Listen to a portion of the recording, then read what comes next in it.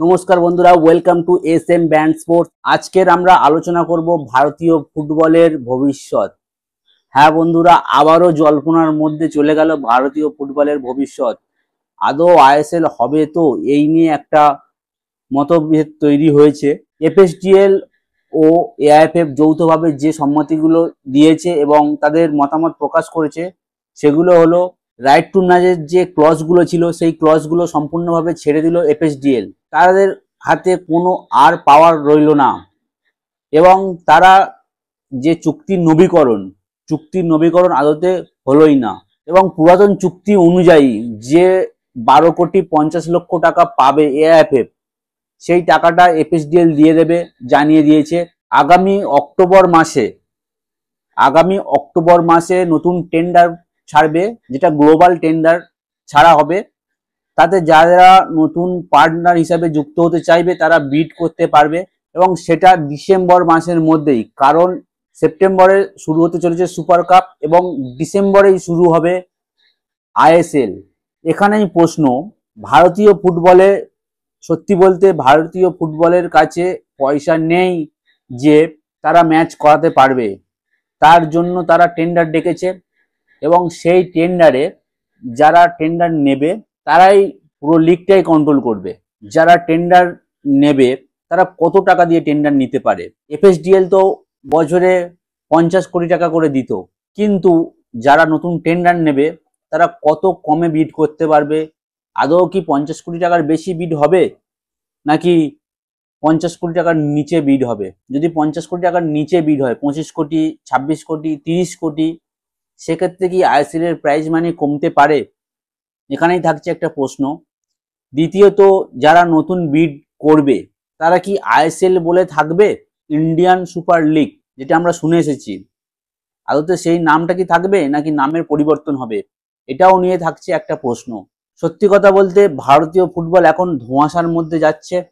যতক্ষণ না কোনো কিছু ক্লিয়ারলি ভাবে হচ্ছে ততক্ষণ আমরা কেউ ভারতীয় ফুটবল ফ্যান হিসেবে কেউ স্বস্তিতে নেই। এর উপরে রয়েছে ফিফা ও এএফসির সতর্কবার্তা। কি হবে কেউ বলতে পারছে না। ফিফা যদি একবার ব্যান দিয়ে দেয়, ভারতীয় ফুটবলের যেটুকু আশা ভরসা ছিল সেটুকুই শেষ হয়ে যাবে। এমনকি এসিএল টু যে ম্যাচগুলো রয়েছে সেই ম্যাচগুলো গোয়া, মোহনবাগান খেলতেই পারবে না। ইস্টবেঙ্গল যে ওমেন্স এএফসি চ্যালেঞ্জ লিগ খেলছে তার ম্যাচও খেলতে পারবে না। মহিলা দল এএফসি এশিয়ান কাপে কোয়ালিফাই করেছে, সেটাও খেলতে পারবে না। আন্ডার-20 যে টিম এশিয়া কাপে কোয়ালিফাই করছে তারাও খেলতে পারবে না।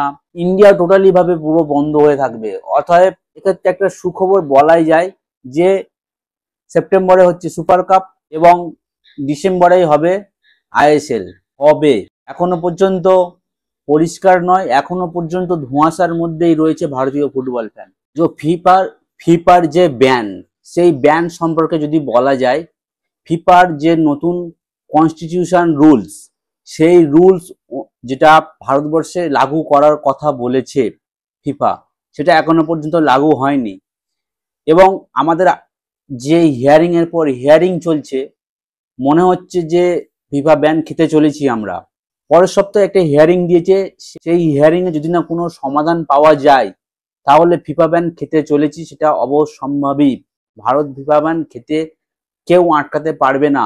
আশা করব পরবর্তী যে হিয়ারিং রয়েছে সেই হিয়ারিং এর পর ফিফার যে কনস্টিটিউশন রুলস, সেই রুলস সম্পর্কে ধারণাটা সবার কাছে জলের মতো পরিষ্কার হয়ে যাবে, সেটাই আশা করছি। নিউজ বা কোনো রকম কোনো গুজবে কান দেবেন না, আগে আপনারা সঠিকটা জানুন। সুপ্রিম কোর্টের হিয়ারিংটা শেষ হোক, হওয়ার পরেই আপনারা জানতে পারবেন কি ঘটতে চলেছে। আদতে ব্যান খাবো কিনা, না ব্যান না খাওয়া থেকে বাঁচলাম, সেই নিয়ে একটা সমাধান রয়েছে। যদি এর পরের আপডেটে আসি, মোহনবাগানের ষষ্ঠ বিদেশি 29 আগস্টের মধ্যেই অ্যানাউন্স করবে। যতদূর সম্ভব মনে হয় রবসান রবিনেরই অ্যানাউন্সমেন্টটা আসতে পারে। যদি খুব ভুল না হয়ে থাকে তাহলে অন্য কাউকে অ্যানাউন্স করতে পারে, কারণ রবসান রবিনোর যে কথাটা উঠেছে সেটা প্রায় 99% জেনুইন। তারপরেও যদি অন্য কোনো বিদেশি আসে তো আমরা একটু অবাকই হব। সম্প্রতি জানা যাচ্ছে যে মোহনবাগান আদ্রিয়ান লুনার প্রতি ইন্টারেস্ট দেখিয়েছিল, বাট আদ্রিয়ান লুনার যে ডিলটা সেটা সম্পূর্ণ হয়নি, এমনটাই জানা গেছে। ডিলটাই ফেল ডিল হিসাবে ঘোষিত হয়েছে, এমনটাই ইন্ডিয়ান ট্রান্সফার মার্কেটে আপডেট দিয়েছে। তো বন্ধুরা, এই ছিল একটি ছোট্ট আপডেট। যদি ভিডিওটা ভালো লেগে থাকে অবশ্যই লাইক, শেয়ার এবং কমেন্ট করবেন। যারা নতুন এসেছে অবশ্যই সাবস্ক্রাইব করবেন এবং আপনারা কমেন্ট করে জানান আইএসএল হতে পারে, আইএসএল এর নতুন নাম কি হতে পারে, আইএসএল কবে থেকে হবে, আইএসএল এর প্রাইজ মানি কমতে পারে। এই নিয়ে আপনারা একটা কমেন্ট করুন কি হতে পারে। তো দেখা হচ্ছে পরের ভিডিওতে, আবারও কোনো স্পোর্টস সংক্রান্ত আপডেট নিয়ে আসবো। ততক্ষণের জন্য ধন্যবাদ।